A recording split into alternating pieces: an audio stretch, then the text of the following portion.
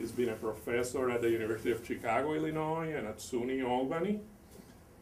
He was also the director for a time of the Center for Social Research at UPR. He has studied in depth the issues of economic development in Puerto Rico, and is currently working on a book titled From Plantation to Resorts in the Caribbean, which is an analysis of the tourism industry and how it really resembles the plantation of last century and the century before. I've seen a conference of a lecture he gave on it, and it was fantastic, so we are all eager waiting for that book to come out. And with no further ado, I'll leave you with Emilio. Thank you. Good evening. It's an honor to be, thank you. It's an honor to be here at El Centro. I haven't been here in a while. I have many good friends, and I know that this is a very important place for discussing Puerto Rican issues and affairs, both in Puerto Rico and in the United States. And since what happens in Puerto Rico affects what happens in New York, and vice versa, it seems to me that it's fairly pertinent to discuss what is going on in Puerto Rico in terms of the present economic crisis. Puerto Rico has been in a recession for the last 6 years. It started in 2005, and the average growth in the last 3 years has been minus 1.8. You can see the pattern of growth, no? There was a big rate of growth of around 7% during the decade of the 60s. That's a big Operation Bootstrap, all the industries going there. In the 70s, there were two oil shocks in both 1972 and 1978, and that affected a little bit the impulse of the Puerto Rican economy. But the average growth was over 4%. In the 80s, the story was different, but with the introduction of Section 936, which I imagine you're familiar, which is a tax exemption, a unique tax exemption which transformed Puerto Rico into the greatest tax haven in the world for high-tech industry, especially for pharmaceutical industries. Puerto Rico returned to some economic growth and became a major financial center. However, in the first decade of the century, the history has changed. Section 936 was repealed in 1996, and it was phased out. There was a 10-year phase-out project. Many of the companies closed and relocated. Everything that was chemical went to China. All of the chemical and the biotechnology did not remain in Puerto Rico. It has come back to the United States and Europe and some of the places with the big research centers and research labs and research universities. So you can see the effect of this sort of downsizing, this phasing out of 936 in the Great Depression. I mean, you are in a recession if you, economists, and Edwin is an economist, so you have to be like 2 consecutive quarters in a recession to start talking about a recession. No? And if you go through a year and a half, it's a long, not a long recession, but a sustained recession. But when you've been in recession for 5 years, not growing and decreasing at the rate of 1.8%, you are in a depression. But not only that, unemployment rates have been growing from 10% in 2000 to 10.6%, and then after, again, the breaking point is 2005, it has been to 16.4%. There have been a substantial job loss of 162,000 jobs. And there has been a decrease, the first decline in Puerto Rican population since the U.S. was taking the census. Remember, the first census of Puerto Rico was 1899, taken by the U.S.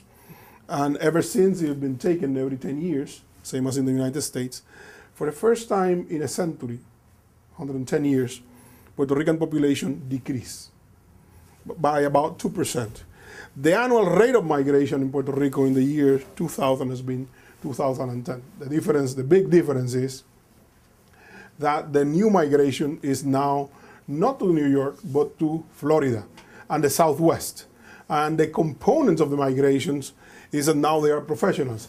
However, don't talk about a brain drain, because the people who came to New York, those of you who have Puerto Rican ancestry, there was a study in the 1970s by a Puerto Rican demographer, and he mentioned for the first time that the average schooling of the Puerto Ricans that migrated to New York was higher than those who remained.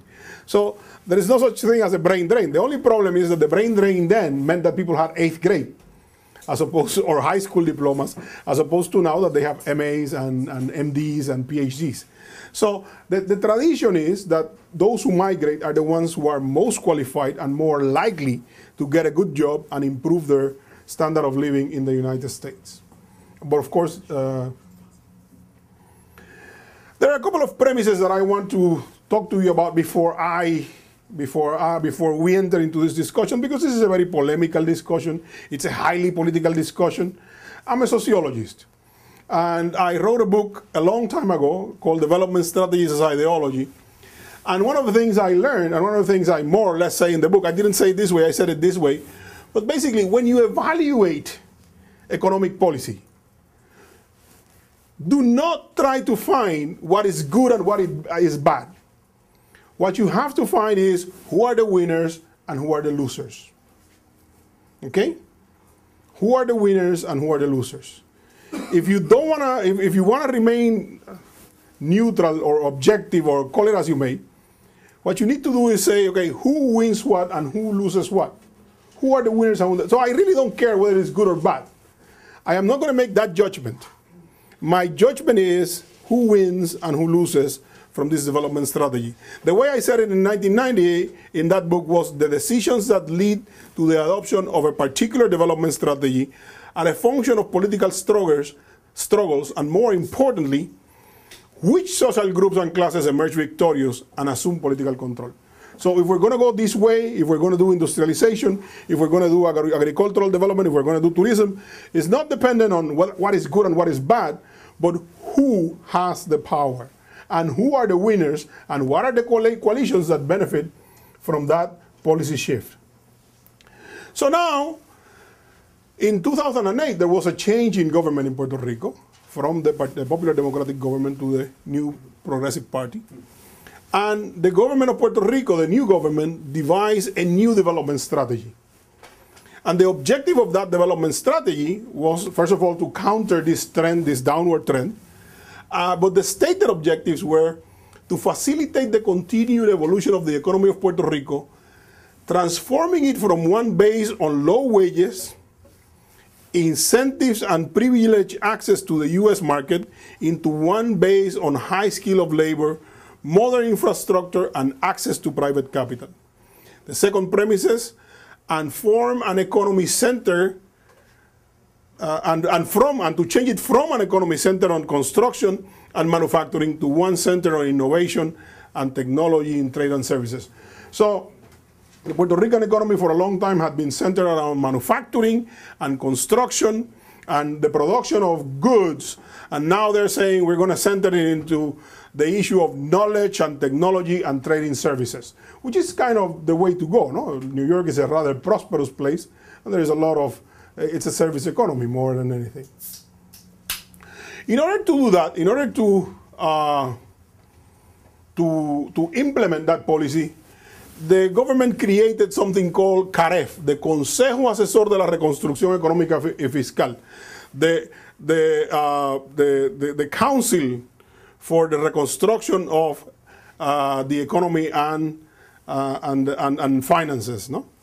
The JEREF, the Junta de Reestructuración y Estabilización Fiscal de Puerto Rico, it's the board for the restructuration and the fiscal stabilization of Puerto Rico, and this one was supposed to study the economy. This one is supposed to oversee the enforcement of Law 7, which is the law of economic emergency, the economic emergency law in Puerto Rico. And then they develop an economic development model or strategy called MENE, the Modelo Estratégico para la Nueva Economía, the strategic model for the new economy. Everyone talks about the new economy, the knowledge economy, the service economy, the economy that rewards people more than things, no? Well, the CAREF, within a year, produced a study, produced a report. And this is what they said. There is a structural deficit of $1 billion, which eventually somehow turned out to be $3 billion. But originally the assessment of CAREF was that it was $1 billion. The recommendation was to raise taxes, to reduce employment in the public sector, to charge a 5% surtax to corporations and individuals, a surtax on property taxes, taxes on cell phones, gas, gasoline, cigarette, not cooking gas, but gasoline, cigarettes and alcohol. There is no cooking gas in Puerto Rico, or very few. Reduce the work week of the government employees, no pay raises and other benefits, and reductions in the assignments to the legislature and the political parties and the towns. No? So there was a bunch of budget cuts that were supposed to affect the rich and the government. The Jeref was the entity in charge of implementing Law 7. But Law 7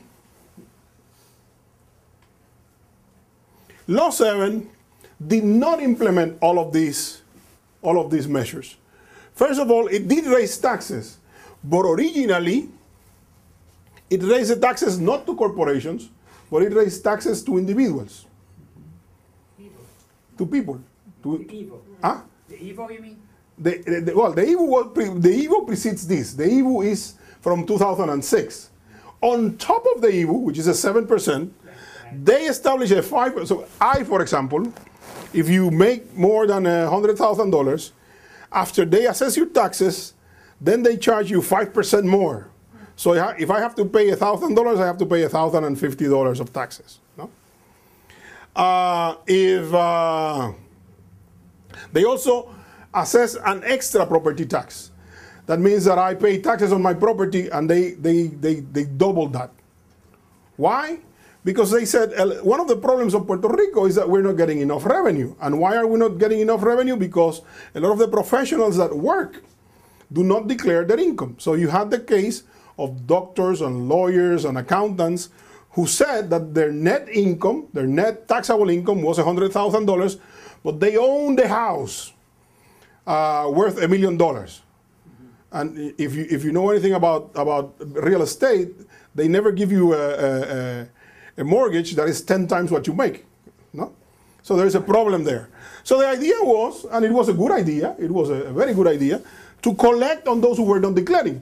But the premise of that is that if you are going to collect on those who are not paying, then the wage workers who have no alternative but to pay, you should what? You should lower the tax rate. So you increase property taxes, but you lower income taxes. That didn't happen. There was a 5% on the income tax, but not to corporations, to individuals. So those who were wage earners were paying now 2 extra taxes. They were paying the surtax if they made more than $100,000, and they were paying the surtax on their properties. The reduction of the work week of government employees became the layoff of 25,000 people. In the end, only 15,000 were laid off. And the reduction in the assignment to the legislators never materialized. In fact, they just approved a $20 million pork barrel for the Puerto Rican legislature a couple of weeks ago. I'm sorry, the sales taxes. The sales taxes, I didn't put the sales tax here because the sales tax was approved in 2005. So the sales tax was not part of this. This is 2008. The sales taxes were approved in 2005. They started in 2006 at 7%. So on top of the sales tax, you had all the surtaxes. And you will see what happened with that. And it's funny, because it's funny if it weren't tragic. I have a neighbor who bought the house when he retired. And they gave him a lump sum. And the guy has no money. I mean, he has the house and his pension. And he lives there. He hasn't done anything to the house. He doesn't have a wall. He doesn't have anything. Just a garden, which for free. So one day, I'm going to pay my surtax. And he says, and I see him. And I say, what happened to you? He says, well, they reassessed my house. and they told me that I have to pay X amount of money because of all the improvements I made on my home. And I said to the guy, do you want me to be your witness? I'll sign an affidavit that you haven't done anything. In fact, in 10 years, he hadn't even painted the house. He painted it last Christmas, no? But the thing is, they would send you a letter saying that, and you have to go there and fight with them. And sometimes it's better to pay than to fight with a government bureaucrat. So the Jerez was the entity in charge of implementing this law. The Jerez was presided by the Government Development Bank president. And there were a bunch of young guys, most of whom were accountants and financiers. There were no economists. There were no planners. I mean, the new team that was designing the economic development strategy for Puerto Rico included none of the people with the skills to design a government development strategy. The objectives of the new strategy was to achieve real growth of 3% by 2013. We're in 2011, and in fact, the figures for 2010 have not been published. They don't want to publish them. Okay? Remember, we have decreased at the rate of 1.8% over the last 3 years. They didn't want to say that they have decreased now, and so they are publishing the monthly figures. And at one point, the decrease was like 2%, and the next month it was like 1.5%, and they were saying we are growing. No, we are decreasing at a slower rate, but we are not growing. So if you're digging a hole, and you stop digging, no, and you start crawling up 2 feet, and you're 8 feet under, you are not out of the hole. You are 2 feet less deep than you were. To reduce unemployment rate to 12.7%. If you look at the unemployment rates, let's see, where are the unemployment rates? Oops, I'm going the wrong way. If you look at the unemployment rates, so they are at 16 and they want to come back to 12. And 12 is even higher than it was in 2005. Okay?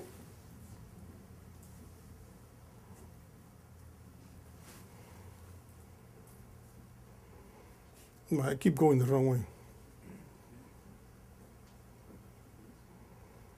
Okay. To reduce the unemployment rate to 12% by 2013 and 10% by 2017. So we will be back to the rate in 2005 by 2017, if we're lucky. This means creating 125,000 new jobs and 260,000 jobs by 2013 and 2017 respectively. This isn't happening.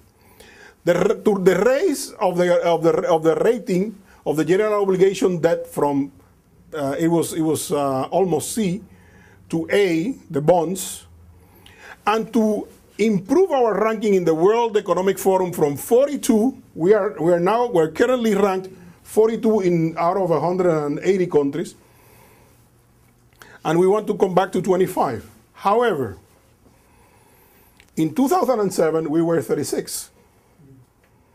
In 2008, we were 41. And then 2009, 2010, we've been in the 42nd place. So we're going down, and they want to come back by 2017. They want to be on the 25th. There is a slight problem with that logic. In 1990, the Political Risk Services, which comes out of Syracuse, rated Puerto Rico #1 in the world. In 1992, Puerto Rico was 3rd. In 93, it was 8th. In 94, it was 6th. In 95, it was 10th. In 96, it was 11th. And then after the repeal of 936, it went down to 22nd.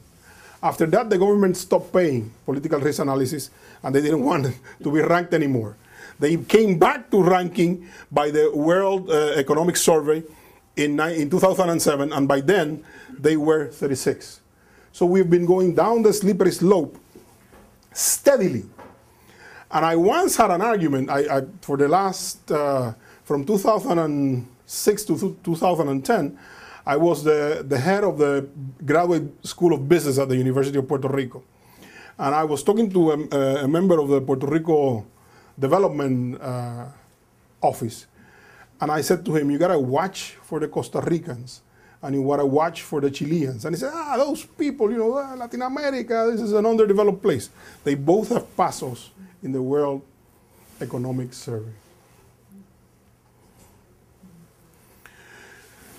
The other objective was to accelerate the transition to a knowledge-based and innovation economy focused mainly on the development of human capital and intellectual property, to focus on strategic sectors that will enhance production.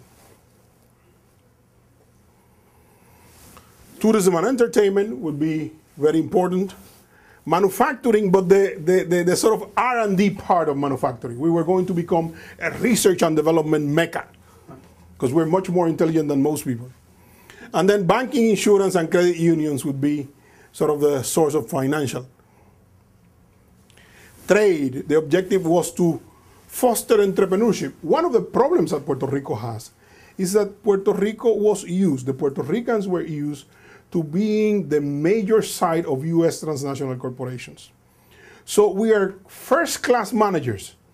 There are Puerto Ricans that became vice president. I know a Puerto Rican that became vice president of GlaxoSmithKline, which is a great transnational.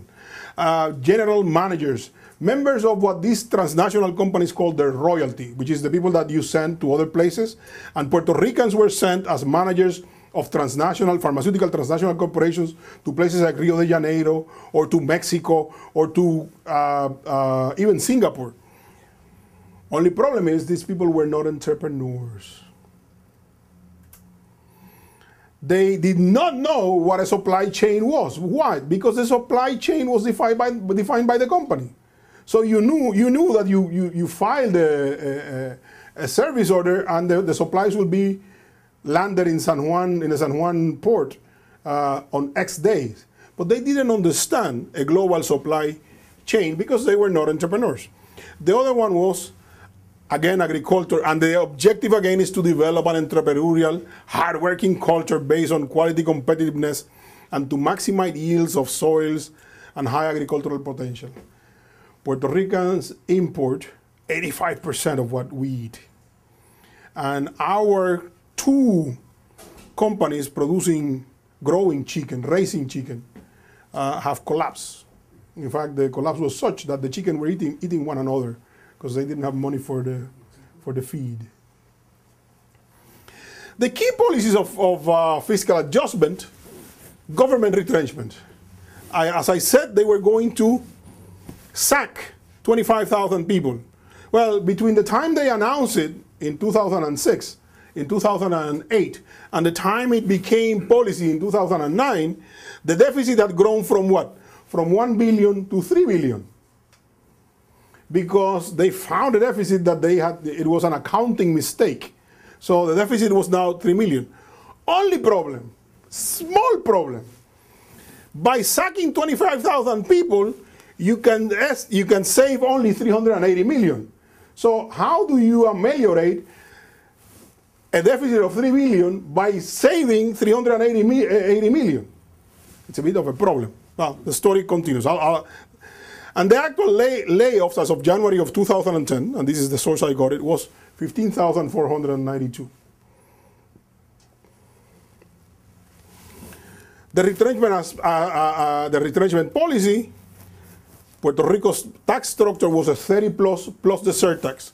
Finally, this year, they did actually enforce a 4% tax on transnational corporations. This was the year they did it. Because remember, elections are when? November of 2012. So now they are taxing the corporations. There is something called in Puerto Rico a special society. A special society is a tax entity that you can create if you have, but for certain purposes that the government is interested in. For example, if you want to sponsor the arts, you can create a special society for the development of the arts. And that becomes a corporation where you have no tax responsibility. Okay? And so if you created, I had a student, and this is true. This is where I learned about special societies. I once was making teaching a class on economic development, and I said that Mercedes-Benz should be taxed differently in terms of higher cost of registration. And she looked upset, and I said, "Why are you upset?" She said, "Well, because we have 4 Mercedes at home." And I said, "How is that?" He says, "Well, they are all part of the company." His father was the owner of an arts company. He was a choreographer and had a choreography school. And he had a special society. And all the cars belong where? To the company. So he was one of the persons that had $1 million home making $100,000 a year. Okay? And here are the different taxes that I talk about, the IVU, which you asked about, the property surtax, and the income tax surtax. Who was most impacted by the retrenchment? If you look at the tendency of employment from 2002 to 2008, and that trend has continued, public administration had declined, and by 2008, they had lost 3,000 jobs. With the 15,000, the number is now below 200,000. The other downturn is in manufacturing, and the other downturn is in construction. So the 3 sectors losing jobs are construction, manufacturing, and public administration. Retail and lodging and food, as you can see, lodging and food and retail had sort of a trouble, but it's growing now.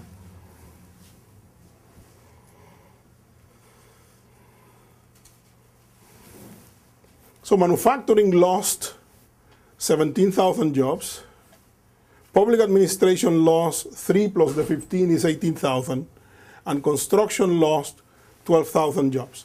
33 plus 15, it's about 50,000 jobs by now in those 3 sectors alone.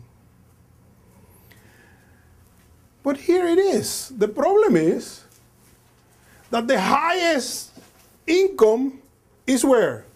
Manufacturing. The average salary in manufacturing is close to $700. Public administration is second, with close to $500 a month. And the third is construction, with close to $400 a month. So you're losing jobs in what? In those jobs that have the higher income. So the idea would be, wouldn't it make sense that you need to reverse that? You need to help increase those jobs which provide you with the most income, provide people with the most income. This is what I just said. The fact of the matter is that you didn't. But I'll pick up on that. This is what happened with the public sector. I made a calculation. What happened, what was the impact on the Puerto Rican economy of the cuts of 15,000 jobs? If you calculate that the average income of a worker is $482 per week, a worker in the public sector, and you multiply that times 52, it gives you about $25,000 per year.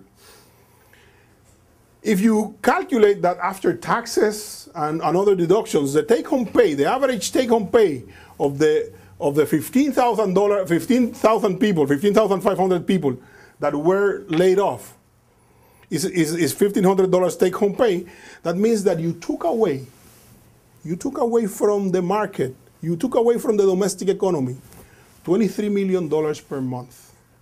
You didn't take it away from the economy because you're using those savings to do what? To pay the external debt. So it's not like you're not taking it away from the economy, but you're taking it away from what? From the market.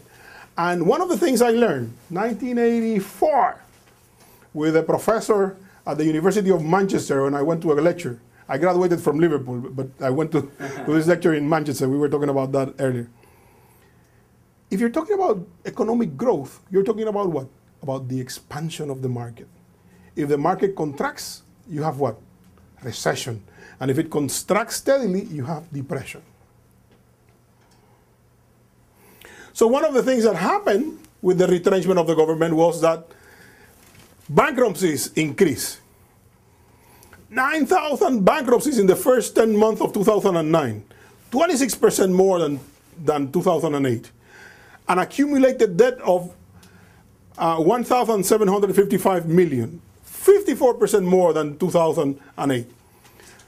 Many of the affected business, construction, restaurants, cafeterias, beauty salons, farmers, and gas stations. This is according to El Nuevo Día. But this is the way it looks.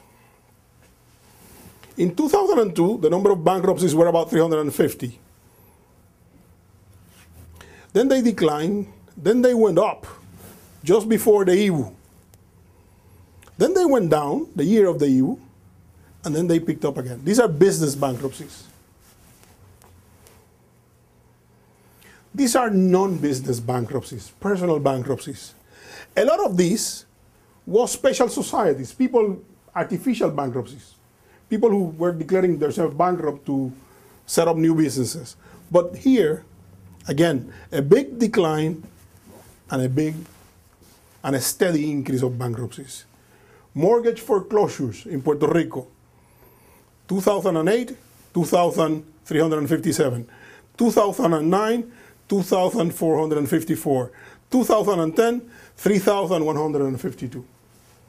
These have been the mortgage foreclosures in Puerto Rico, and they keep going strong. So what is it that the government is proposing? We understand the picture, no? The picture is a downward turn where middle-class jobs are being lost, whether in the public sector or in construction or in manufacturing. The people are migrating at a rate of 30,000 a year. The Puerto Rican population declined. So not only are there mortgage foreclosures, there are less people to sell their homes to. In fact, if I didn't have to pay so many taxes, this would be the time for me to buy a second home. They were selling apartments in the beach that were going for $200,000 for $80,000. But I don't have that. And none does any other member of the Puerto Rican middle class. So what is the big deal? What is the big project? Okay, we're going to solve the problem. One of the sort of prestige projects, now you may have been hearing about the Via Verde, no? And the gasoduct. Yeah. Yeah? Sort of a big tube that is going to shave Puerto Rico down the middle and transfer gas from the south to the north. But before that, this was the prestige project. The development of the world-class Riviera del Caribe project, comparable to the Atlantis resorts in the world islands of Dubai and the Atlantis resort in the Bahamas. This is how those look. These are the world islands. This is Atlantis in Dubai. This is Atlantis in the Bahamas. And what this is, they were going to transform Roosevelt Roads into a big hotel, 2,500 rooms, and then timeshares. That's what it is. Here, the Bahamas, which is more like the Puerto Rican one, I've been there to a conference, and it's really small, but this one is the big one, no? The one in Dubai. Here is the hotel, and these are the second homes and timeshares and so on and so forth.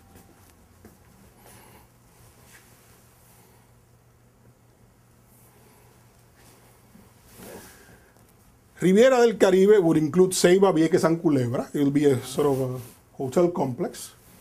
25-room hotel. A grand casino with its own regulations and laws so that big rollers could come.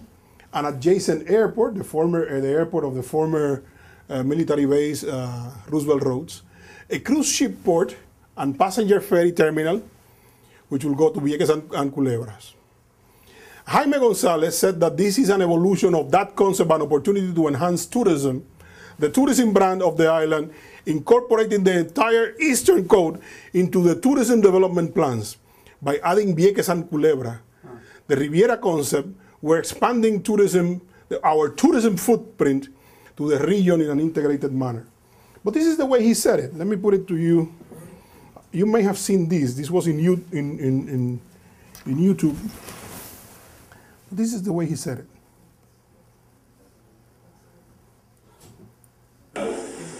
Como es rey después de 25 años.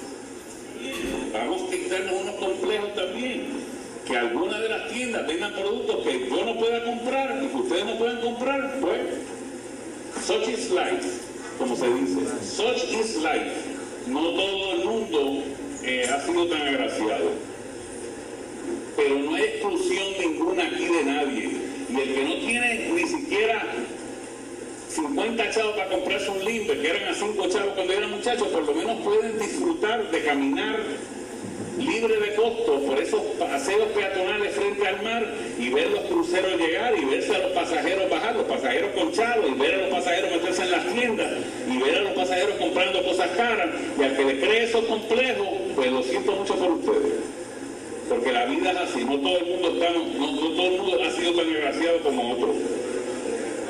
El número 5, un terminal de lanchas de alta velocidad para llevar a los visitantes, para llevar a los huéspedes del hotel, para llevar a los visitantes al proyecto.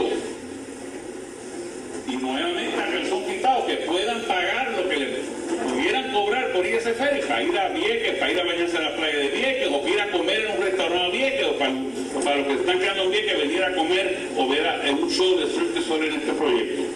Y el 6 es una marina que no sería mucho más grande de lo que se tiene actualmente.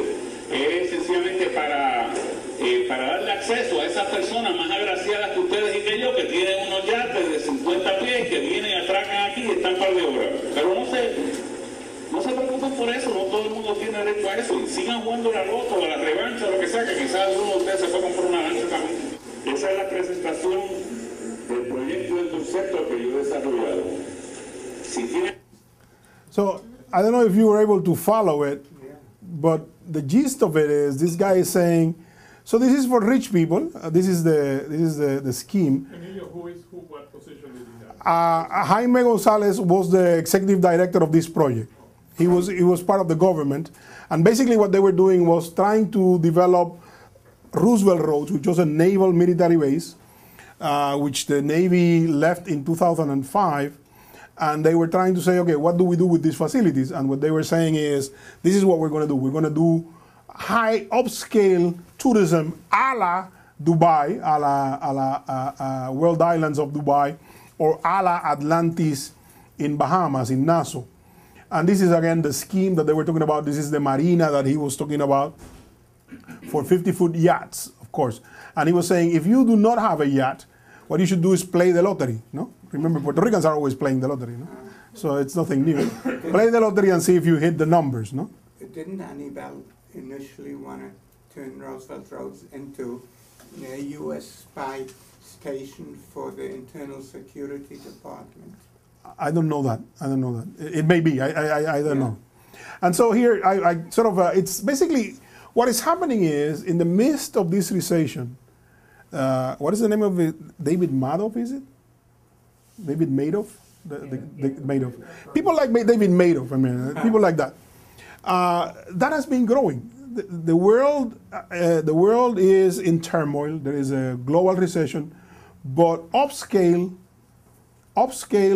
tourism is growing. For example, the Dominican Republic has created a niche for golf tourism. There are 32 golf courses in the Dominican Republic. And the president has a tournament, and Sammy Sosa has a tournament, and you know, everyone that is someone in the Dominican Republic has a tournament. And so what I'm saying is, if you look at if we go back, let me go back a second here.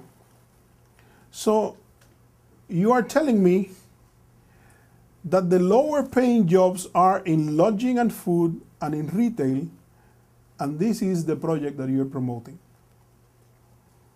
So you are substituting high paying jobs in manufacturing and in the public sector for mid-range paying jobs and temporary jobs in the construction of this facility, and low-paying jobs in lodging and food. And so, and you saw, for example, that there have been like over 7,000 mortgage failures in Puerto Rico in the last 3 years. Look at what Banco Popular idea is in order to remedy for themselves, of course, the lack of business. They have now created an exclusive, a new installation for an exclusive banking center for whom?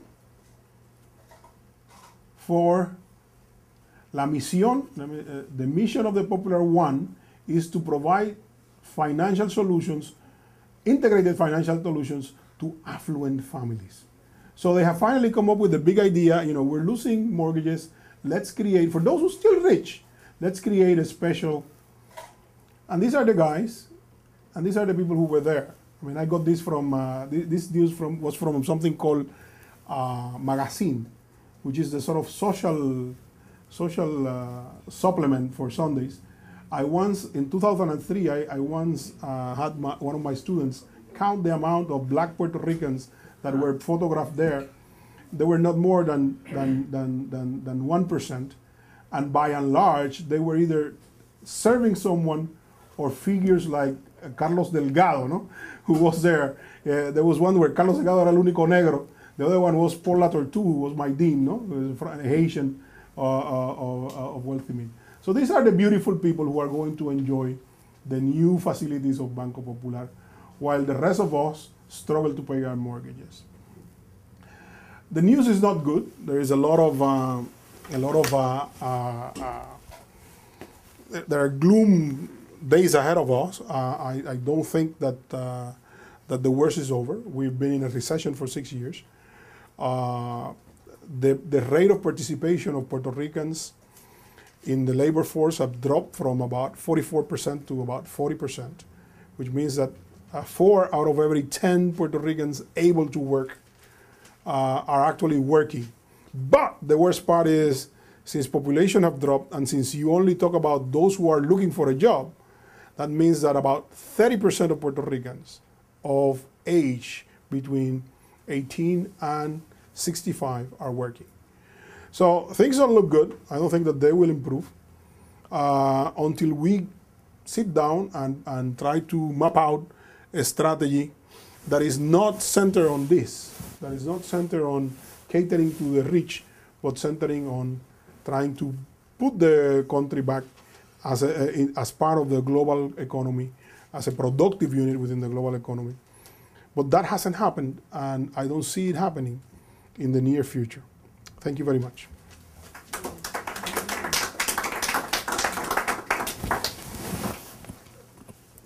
If you can say a few words, the Obama plan for Puerto Rico just came out, and they have sort of an economic strategy implicit in what they put out. I don't want to go into too much detail, but I want you to comment on that. And it seems to me they have like 2 or 3 private sector industries that are going to grow. I think they have a long list of things they want to do with government. In my reading, and again, I'm not an expert on this topic, I guess, but the growth strategy for the private sector relies on tourism as a gateway to the Caribbean, which is kind of, brings me back to the 70s, and 80s with Reagan and all that stuff. But anyway, they have a second leg on green jobs, which remains to be seen. Energy is what they're talking about. Tens of thousands of jobs are going to be created by that. But leaving that aside, the most interesting piece, and I think this is where I wanted to go, is about the interagency strategy to make Puerto Rico more like a state.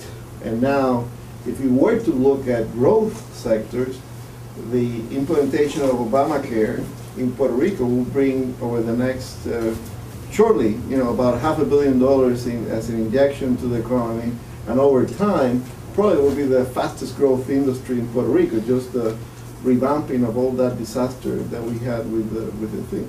But just extrapolating many of these interagency strategies that can, we're capped in some of the areas, but many of the other ones, which are injections of money that the Puerto Rican government has been incapable of using, inept to use, it's actually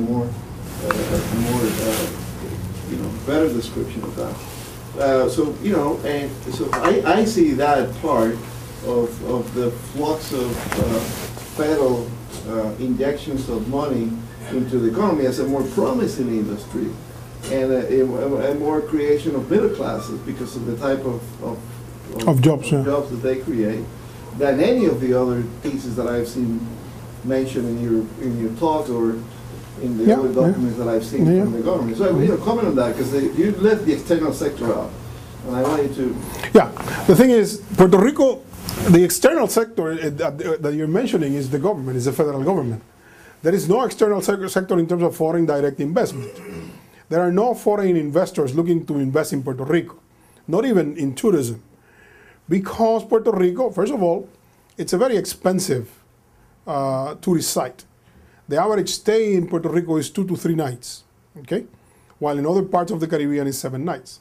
Now there is an opening. I mean, the idea of the gateway to the Caribbean. The Obama government has named Puerto Rico as one of the cities, San Juan, one of the cities from which flights to Havana can go directly. So it's Miami, New York. I don't remember which one. I don't know if it is Texas or something like that, and then San Juan, Puerto Rico.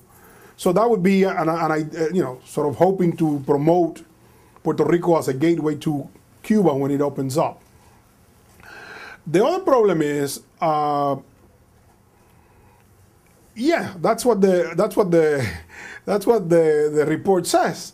But the next day of the report, we're talking about a budget cut that, for example, to give you a short-term example, for the first time in history, last year, just 2010, the Pell Grants in Puerto Rico were able to be used for the summer classes. Well, this year, when the students were looking forward for finally getting their teeth into that money, the first cut that comes out of the first thing that you drop was the Pell Grants are not going to be there for the summer. That's one of the first cut in Pell Grant spending. So I wouldn't put a lot of stock on federal spending, because federal spending had been growing. In another article that I published, in fact, in El Centro, I was talking about the growth in the new federal agencies, especially Drug Enforcement Administration, the Treasury Department, Migration, and that was part of the growth at the end of during the 1992-2000 era. But that, I don't see it happening. Puerto Rico is becoming marginal. To give you an example of Obama's largesse to Puerto Rico, the one thing that Obama did for Puerto Rico, the Obama administration, of course, not the guy. This 4% tax, the one that I talk about, which is not here, but I talked about. Last year, the Fortuño administration, in order to reduce a little bit taxes on people, enforced a tax on foreign corporations, something called foreign control corporations, which are corporations that operate in Puerto Rico under Section 901 of the Federal Tax Revenue Code, which means that these corporations do not pay federal taxes as long as they do not repatriate the money. So they operate out of Puerto Rico, as they do in Ireland, and they would be able to reinvest and move money and do this and do that without paying taxes. There are 75 of those corporations that make over $40 million a year in revenue. All of a sudden, they impose a 4% tax on these corporations for the next 6 years. Everyone says, oh, this is going to be terrible because the companies are going to go. The companies are not going to go, and this was a calculated move, because the companies paid about 10% in Ireland and about the same in Singapore. So these companies are not going to move their operations to those places where, even if they pay taxes in Puerto Rico, are far lower than in those jurisdictions. But they did something else. In order to prevent the companies from even thinking about leaving, they said that this would be a tax break. The taxes paid in Puerto Rico would be applied to the taxes paid to the federal government. And there was a time there where there was uncertainty about whether this tax would be, this exemption, this deduction, would be approved by the U.S. federal Treasury, because they called it a soak-up tax. So in reality, you're not creating any new taxes. What you're doing is you're taxing in a jurisdiction and soaking up the tax from the other way back to Puerto Rico. They approved it. And so the government was able to breathe. But in the meantime, now they are saying that the taxes that are returned to Puerto Rico for rum exports, the excise taxes, will be cut. That's about $500 million. So you get $2 billion and you get $500 million cut.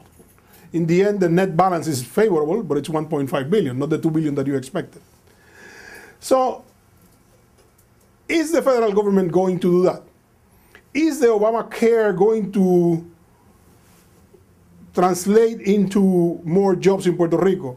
The idea would have been, Puerto Rico missed the boat before 936 was repealed. Puerto Rico could have been, which is Miami now, the American capital in the Caribbean.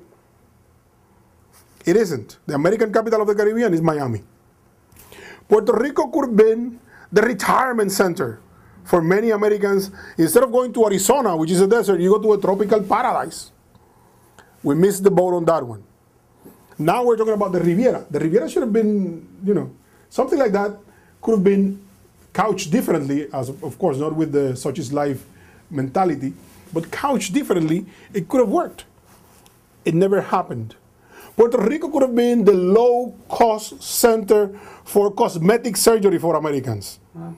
Because Puerto Rico, the hospitals in Puerto Rico, the government hospital, El Centro Médico, or medical center, is the regional clinic for the Caribbean in terms of reference and in terms of emergencies. But we never worked towards that. Why?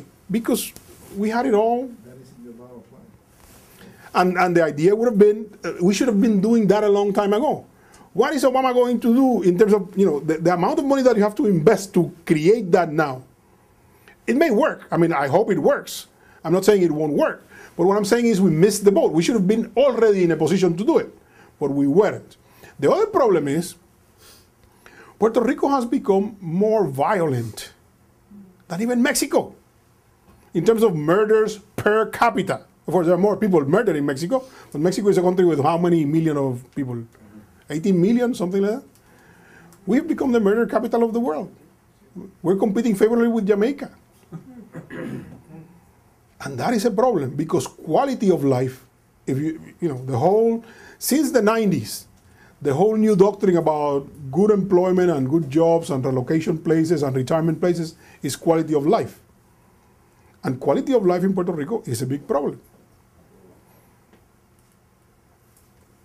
So I think you're right. I mean, I'm not disputing the point. I'm qualifying it. Yes, the idea is that Puerto Rico will become an upscale tourist mecca. Okay. But we're competing with whom? We're competing with the Dominican Republic. And the Dominican Republic is as absurd as we are. They were talking about, I was there in 2005 for the Caribbean Studies Conference, and we were sponsored by the President's Foundation, and there were talks about making an artificial island in Santo Domingo. And I said, like, haven't you seen what you need to clean up here before you make an artificial island? No? It's the same as Puerto Rico, though. You're going to make the Riviera and the whole country. And so you may create enclaves. And that's my other work from plantations to resort. You create these upscale tourist enclaves and you lock people out. Is that development? Is that sustainable development? The other issue about energy. The idea is that solar and wind energy would be used in Puerto Rico. But the government has proposed something called Vía Verde, which is basically using natural gas and a gasoduct, which makes no sense, because you are unloading gas in the south of the island, an island which is only 35 miles wide, and you are unloading gas in the south and then going through a 72-mile pipe to the north. No, you get a boat, you put it in Ponce, you unload in Ponce, you get the boat to come around to San Juan. It takes a few hours. Doesn't make any sense. So we talk a lot. We're brilliant. Puerto Ricans are brilliant people. They are very intelligent. They talk very well. They don't execute very well. And that's the problem. Yes? How has all this played out in terms of job creation in the health sector? It hasn't. I mean, it will. This is what Edwin is saying, and I agree with him. If the Obamacare plan is implemented correctly, but the problem that we have, I didn't talk about that because it's a bit controversial, and it can be difficult. But Puerto Rico has a big problem of corruption. Huge problem of corruption. And the thing is that Puerto Ricans don't steal from Puerto Ricans. You know who they steal from? The federal government. And so, to give you an example, this Vía Verde, the contractor with the biggest contract got $10 million to develop something. The guy is a friend of the governor. This is coming out in the news as we speak.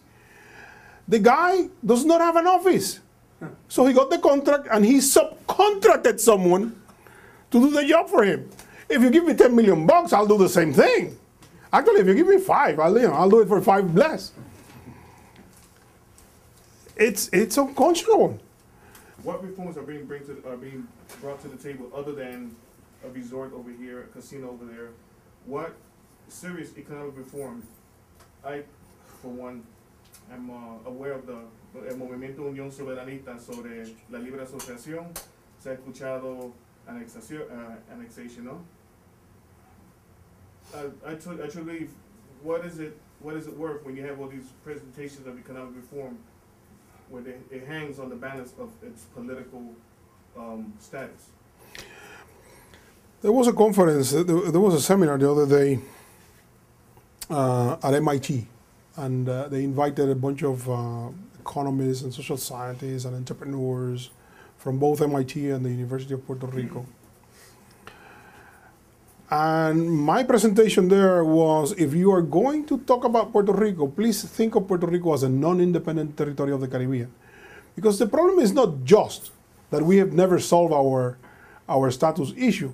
The problem is that we think of ourselves sometimes as a state, sometimes as a republic, sometimes as a special jurisdiction, and we do not realize that there is a whole community of countries that share the same status. We are a non-independent territory in the Caribbean. And until we understand that, one of the things that we need to do is negotiate and persuade the United States to provide us with certain types of exemptions, which has been the model always. Until we become a state or until we become whatever, we're not going to understand what we're doing. If you want to treat Puerto Rico as a state of the union, you're going to go nowhere. Let me give you an example. They built the Puerto de las Américas in Ponce. The Puerto de las Américas was supposed to be an entrepot so that ships will come into Puerto Rico, unload, and then they will go on and distribute the merchandise throughout the Caribbean. They took so long in building it because of wrangling and corruption and this and that and the other, that now the port of Colón, the port of Cartagena, the port of, there is a port in the Dominican Republic, and Freeport in Bahamas, have taken our place. On the other hand, as a Commonwealth of the United States, we have a ship, what is it called? La Ley de Cabotajes, the coast-wise shipping laws of Puerto Rico and the United States are the same as those of New York. If you're going to transport something from New York to New Orleans, you have to transport it in an American vessel. My proposal was very simple. My proposal was, there are a number of proposals that we can work. For example, if you have a huge port in Ponce, why don't you declare it the municipal port of Ponce and treat it differently so that foreign vessels can come there and American vessels can come and transship without the application of the regular coastwise shipping laws of the United States. So you don't accept Puerto Rico, but you accept the municipal port of Ponce. On top of that, another thing that Puerto Rico is, and does very well, Puerto Rico is the shopping center of the Eastern Caribbean. You know, I have a friend that lives in St. Kitts or St. Lucia, or, you know, and they come there. She comes there every Thanksgiving, and she goes there every Black Friday, and she fights with, you know, other people, and I pick her up around noon, take her to my house to lunch with a bag about this size. Then I deliver her to the next set of shopping. She goes from the Plaza Las Americas, she goes to Sam's Club or vice versa. If you go to do your lenses at Lens Crafters, you'll find a bunch of people from St. Thomas, you know, during Christmas. So if that works, and they have already a mechanism, the last time I saw my friend, she said, no, meet me in Sam's, by Sam's Club, and we'll have lunch there because we already have someone to transport us. There is a guy in a van with about 12 customers, and there are two vans, one for the customers and one for the cargo. The guy has drums, 70 pounds, they can, and so you drop everything with your name there, he puts a lid on it, he seals it, and he ships it to you. Why didn't the government promote that already? But instead of promoting it in San Juan and leaving it to that, my proposal was that together with the municipal port of Ponce, you created a free trade zone where people from the Eastern Caribbean would come to Ponce in charter flights using Liat or American Eagle, and you would sell to them without IVU, without the sales tax, because they will come back. And then you provide a whole infrastructure with hotels, guest houses, restaurants in Ponce, which is much needed. But you see, so what I'm trying to say to you is there are things that we can do if we understand what we are and we negotiate. We are in the Caribbean. We're not going to move anywhere. There's not going to be any snow in Puerto Rico unless you bring it over on a plane. We are a non-independent territory of the Caribbean, and I haven't seen any change in my lifetime, and I believe that I will die without any change on that respect. And I don't think that you'll probably see it either. And so we need to come up with a plan of what we need to do. And we need a bipartisan economic policy, we need a bipartisan education policy, and we need a bipartisan health policy. 5 more minutes. One more question. Okay. I don't want to bring in party politics into this. But of course, the fact that Puerto Rico is a colony affects everything that goes on in Puerto Rico. But what I find interesting and puzzling is that, as far as I'm concerned, and I'm a member, so I may be prejudiced, the Partido Independentista Puertorriqueño had the only program which was pro-people, pro-union, uniones autóctonas,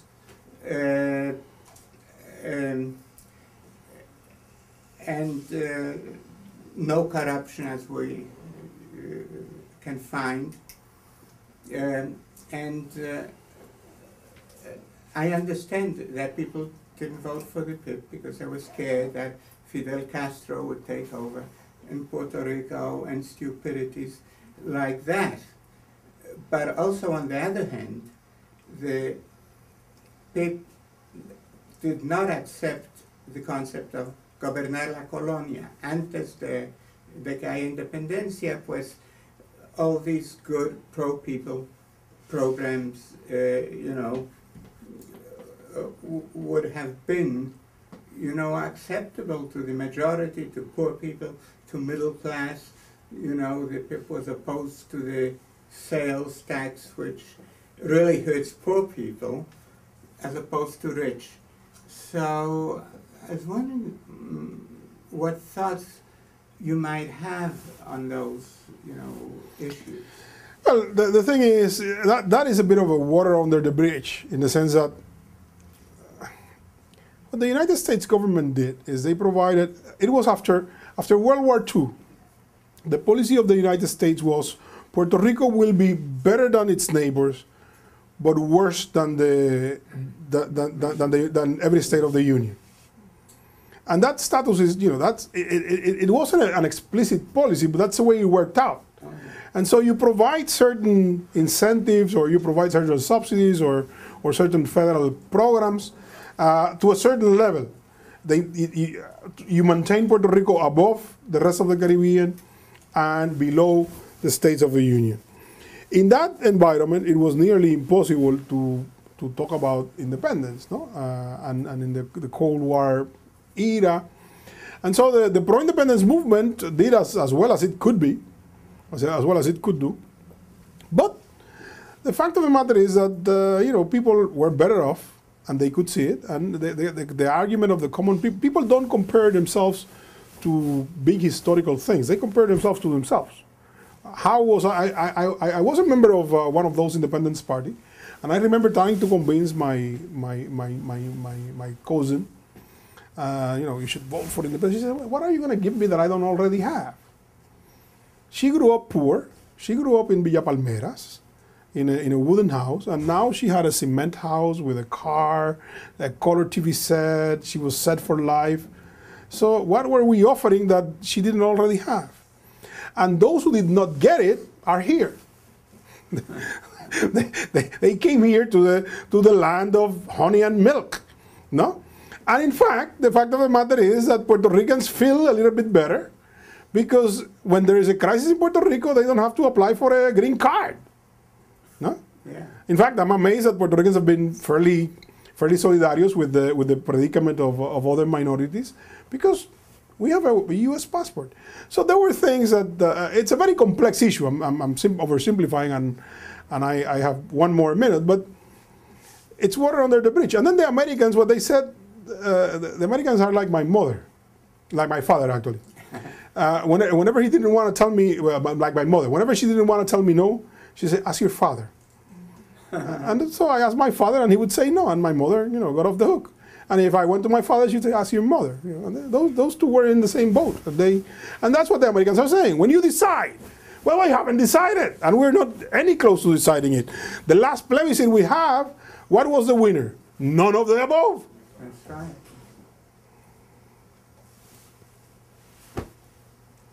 You should read, if you want to read my opinions on that, you can go to my website, and I'll put it up, and read the article, The Puerto Rican Paradox, which is a review essay that I did discussing some of that, why Puerto Rico is a paradox. No? Thank you very much. Thank you. Let me put up mine.